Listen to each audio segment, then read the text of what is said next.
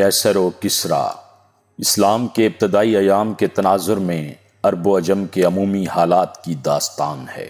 یہ عرب کے خاک نشینوں اور عجم کی دو عظیم قوتوں کے درمیان معرکہ حق و باطل کی داستان ہے۔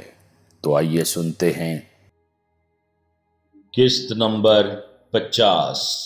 تاجر نے کہا، میرے لیے سب سے زیادہ تعجب خیز بات یہی تھی کہ مسلمان ہجرت کے وقت جس قدر مظلوم تھے اس قدر اپنی فتح کے دن رحم دل تھے۔ قریش کے پرچم ٹوٹ چکے تھے، ان کا غرور خاک میں مل چکا تھا، کعبہ کے 360 بت پاؤں تلے روندے جا چکے تھے، لیکن اس عظیم فتح کے باوجود میں نے کسی مسلمان کے چہرے پر غرور کا شائبہ تک نہیں دیکھا۔ میں مختلف قبیلوں اور خاندانوں کے مسلمانوں سے مل چکا ہوں اور مجھے اس بات پر تعجب محسوس ہوتا تھا کہ وہ اپنے دین کے رشتوں کو خون کے رشتوں پر مقدم سمجھتے ہیں۔ میں ایسا محسوس کرتا ہوں کہ ایک انسان اسلام قبول کرنے کے بعد ان تمام عادات اور خصائل سے محروم ہو جاتا ہے جس پر اہل عرب فخر کیا کرتے تھے۔ عاصم نے کہا، اور تم یہ سب اپنی آنکھوں سے دیکھنے کے باوجود مسلمان نہیں ہوئے؟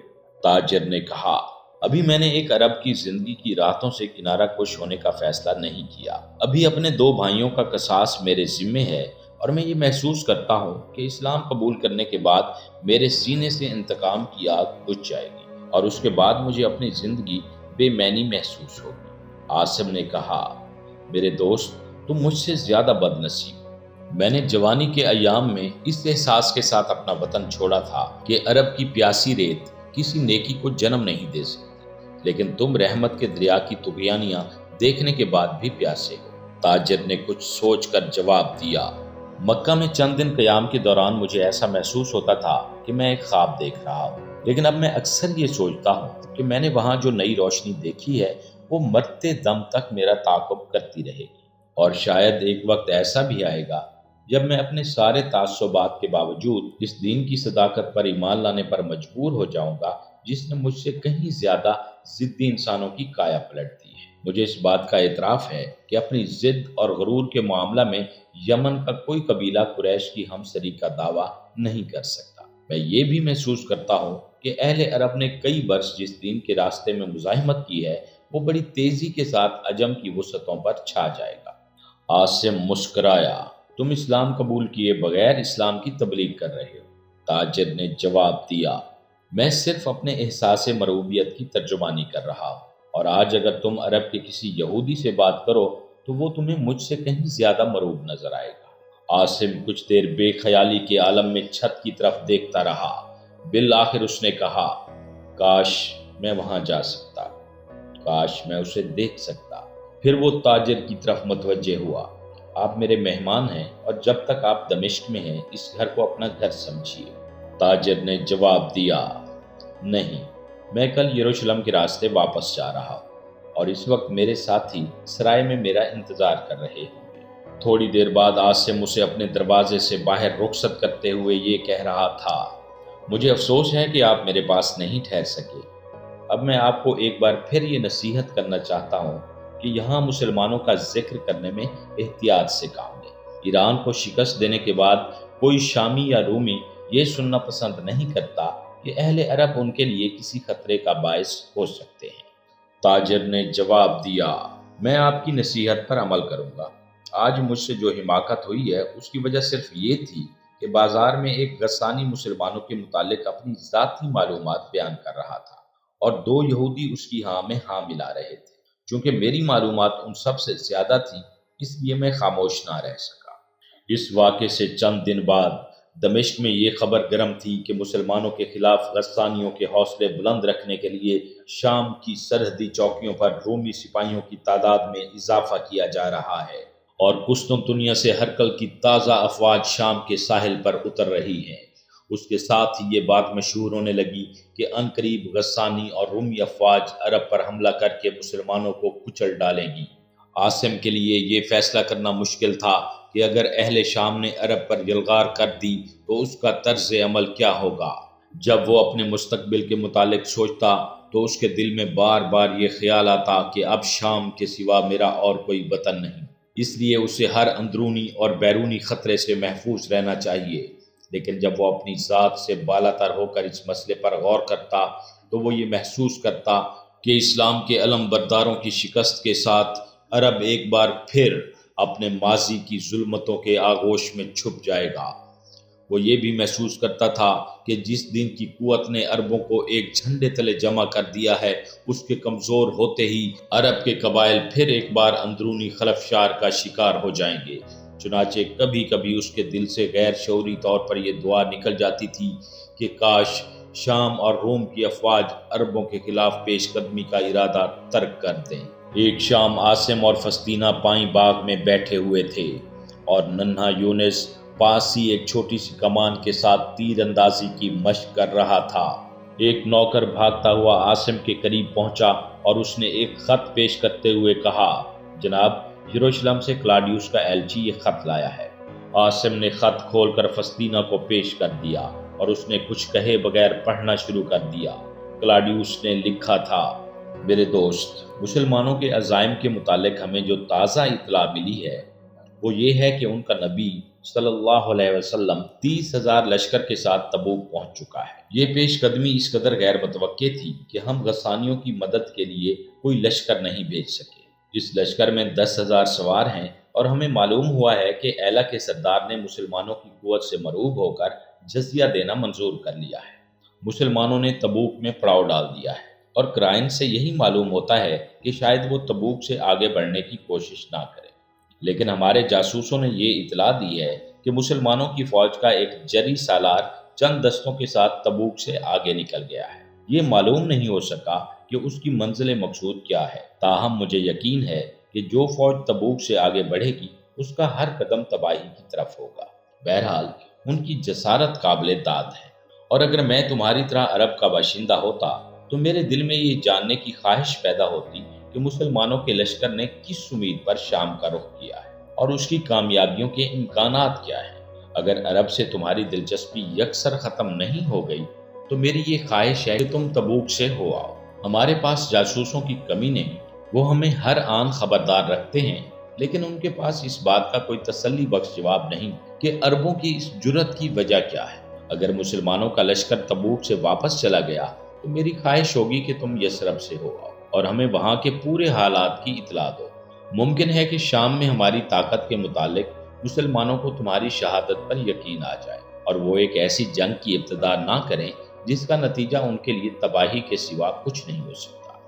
کیسر اس حقیقت سے بے خبر نہیں ہے کہ مسلمانوں کی قوت میں آئے دن اضافہ ہو رہا ہے۔ ہماری فوجی نقل و حرکت کا مقصد صرف ان لوگوں کو مرعوب کرنا ہے۔ رومی لشکر میں ایک ایسا عنصر موجود ہے جو کسی نئی جنگ کو پسند نہیں کرتا، اور یہی وجہ ہے کہ ہم نے اپنی پوری تیاریوں کے باوجود تبوک کے محاذ کی طرف پیش قدمی کا فیصلہ نہیں کیا۔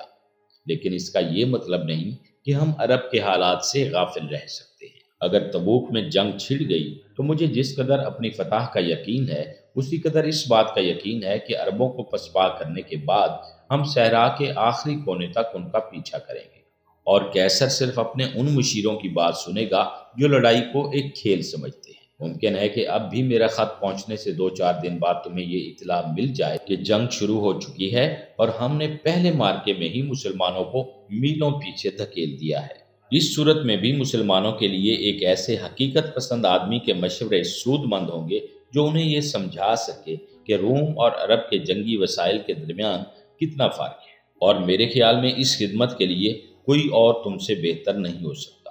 یہ باتیں میں نے ایک رومی لشکر کے ایک افسر کی حیثیت سے لکھی ہیں، لیکن ایک انسان کی حیثیت سے میں یہ محسوس کرتا ہوں کہ شاید وہ روشنی جس کی تلاش میں تم اپنے گھر سے نکلے تھے تمہارے اپنے وطن سے نمودار ہو چکی ہے، اور انسانی تاریخ کا وہ دور شروع ہو چکا ہے جس کے لیے فرمس جیسے لوگ چشم براہ تھے۔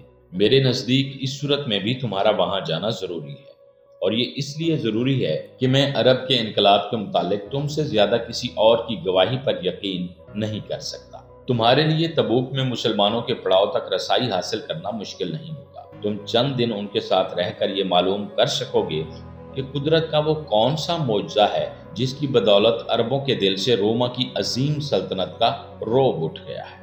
اگر یہ لوگ تبوک سے واپس چلے گئے تو بھی تمہارے لیے اپنے وطن میں داخل ہونا مشکل نہیں ہوگا۔ اگر دنیا کے حال اور مستقبل کے متعلق تمہاری دلچسپیاں ختم نہیں ہو گئی تو جلد از جلد یروشلم پہنچنے کی کوشش کرو۔ تمہارا دوست کلاڈیوس۔ فسطینہ خط ختم کرنے کے بعد جواب طلب نگاہوں سے اپنے شوہر کی طرف دیکھنے لگی، اور تھوڑی دیر بعد جب اسے عاصم کی خاموشی تکلیف دہ محسوس ہونے لگی تو اس نے دبی زبان میں پوچھا، کیا آپ وہاں جانا چاہتے ہیں؟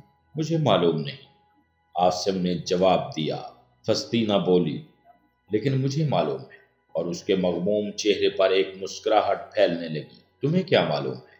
یہی کہ آپ کسی دن وہاں ضرور جائیں گے، اور میں یہ نہیں چاہتی کہ میری وجہ سے آپ اپنی زندگی کی سب سے بڑی خواہش ترک کر دیں۔ میں نے یہ کبھی نہیں کہا کہ وہاں جانا میری زندگی کی سب سے بڑی خواہش ہے، فسطینہ نے جواب دیا۔ آپ کو کہنے کی ضرورت نہیں، میں آپ کے دل کا حال جانتی ہوں، اور میرے متعلق آپ کو پریشان نہیں ہونا چاہیے۔ میں آپ کا انتظار کر سکوں گی، بڑھاپے میں یہ انتظار میرے لیے زیادہ صبر آزما ہوگا، اس لیے میں چاہتی ہوں کہ آپ جلد جائیں اور جلد واپس آ جائیں۔ لیکن میں وہاں جا کر کیا کروں گا؟